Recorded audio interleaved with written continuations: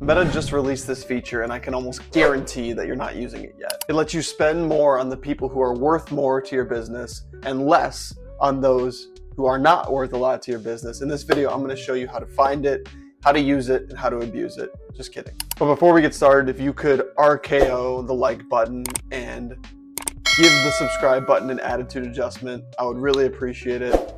And I'd love you until the end of time. I really want to make this content accessible to people who want to learn how to run paid ads. They can spend less time in the middle of the night thinking about where their next customers are going to come from or where their next sale is going to come from, and simplify paid ads for them. All right, without further ado, let's just jump right into the screen share demo. I don't want to waste your time. I'm going to show you how to do this. Okay, so what I first want you to do is to jump into your Meta Ads account.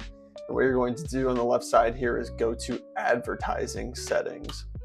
Under advertising settings, you're going to click value rules here. Now, not all advertisers have this feature, but if you are a larger e-comm brand, I can guarantee you have this feature in place. If you don't, you're going to just have to wait till it comes in here. I apologize. I wish I could control Zucky. So under value rules, what you're going to do, and I already have one in here because this is an existing client. What you're going to do is click create a rule set. Now, under create a rule set, there's a lot of criteria that you can choose, and you can do multiple rules. I'm going to show you how to do that. Under criteria, you can select age, gender, operating system, location, and even placement on Facebook or Instagram. So for the sake of this video, I'm just going to do age. The customer that you know is worth a lot to your business is between the age of 45 and 64, let's say, for example.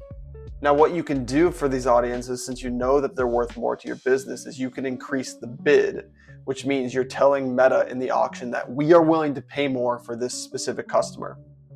So typically I would recommend a bid increase of 10 to 20%, but this is where things get really interesting, because if you know your business numbers and you know that someone between the ages of 45 and 64, and we can even nail this down to men or women between the ages of 45 and 64, you'll know how much more they're worth to you compared to your typical customer, which will allow you to increase the bid by that respective amount. So let's say that a man who is between the ages of 45 and 64 is worth 20% more to your business. You would go ahead and you would increase that bid by 20% because you know that, you know the numbers. And just a little bit of a pro tip, you can also decrease bids as well. So if you know that there's a particular audience that is not worth more to your business, is actually worth less to your business, you can decrease the bid by a certain amount.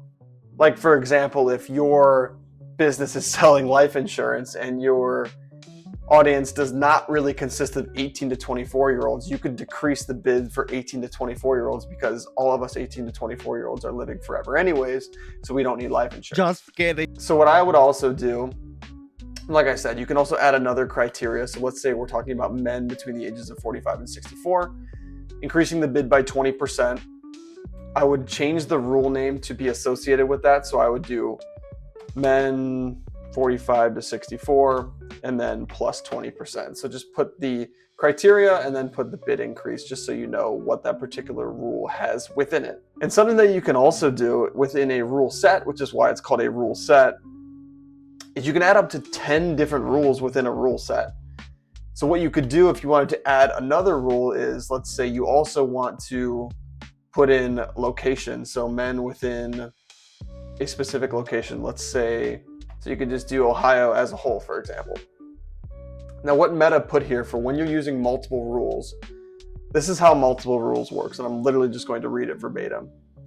If a person meets the criteria for multiple rules, will only apply the first applicable rule in the list. So the first one that applies to whatever criteria or whatever person sees your advertisement.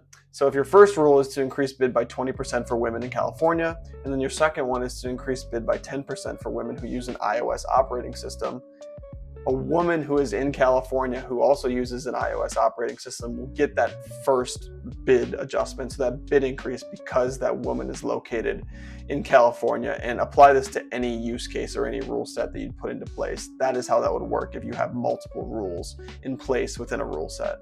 So I'm just going to create this. For the second rule, I'll just name it. Now, to name your rule set, I would just name it according to whatever's in here. You could say men 45 to 64, Ohio, and then plus 20%. Or if you had different bid adjustments, you would have to maybe just do that. Still trying to figure out what a good rule set naming convention. Put something in the comments if you have a solid idea for that. But then you would go ahead and create that. So you click create. I'm not going to do this because this is a client account, but I'm going to show you how to add it to a campaign. So now that we're within campaigns, you just click create, creating a sales campaign. This is only applicable to sales and app campaigns, just so you know, as of now. Jumping down to the ad set level, I'm not obviously going to set up this entire campaign because this is just an example. But you want to make sure that your performance goal is conversions focused. It has to be conversions focused to be able to use those rules. If you, for example, you selected number of link clicks, unique reach, impressions, etc., that box would disappear. And this is the box that I'm referring to, this value rules. So this is where you would apply it. What you'd click here is apply a rule set, and then you would see your list of rule sets pop up. So you could see I already had this one created for this particular client. You would click that rule set to apply it to the ad set.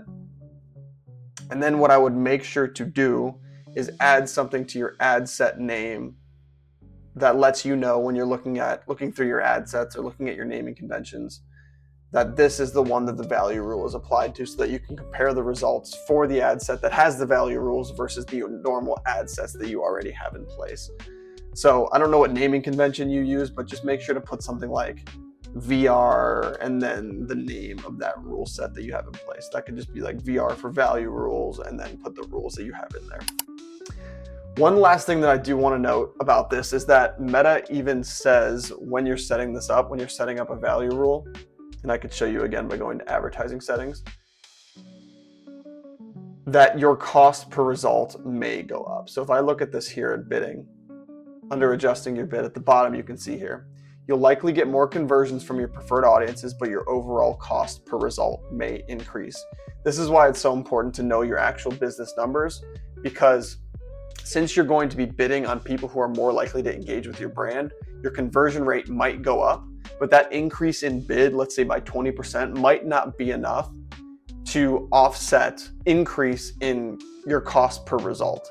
So your CPMs will probably go up, your CPCs will go up as well by putting these into place, but you need to monitor your conversion rates and your overall ROAS as well to see the impact that it's having. And I do want to note that if you do see a drop in ROAS, this may not be the end of the world. It may just be that, yes, the initial cost per purchase is going to go up, so your ROAS is going to go down, but this particular customer is more important to your business over the long term. So this is why business numbers are important, and factoring in customer lifetime value is the main purpose of this. So I don't want you to get discouraged if you put this into place and your ROAS starts to drop a little bit. I want you to focus on holistic profitability and long-term customer retention and growth as well. So if you're already scaling your e-comm brand and you know what customers are worth more to your business, or you're just interested in testing this even if you don't necessarily have the data for it, this is how you would set it up. It's very easy. Create those rule sets, apply them to your ad sets, name it properly so you can track it and gauge the performance versus what you're already running. But if you want to see more of this type of content, if you're trying to scale a brand, if you're a marketing director, if you're an agency and want to learn more about how to run paid ads, continue to follow me. I'm going to continue to grow, and I hope that you do the same as well. Let's do it.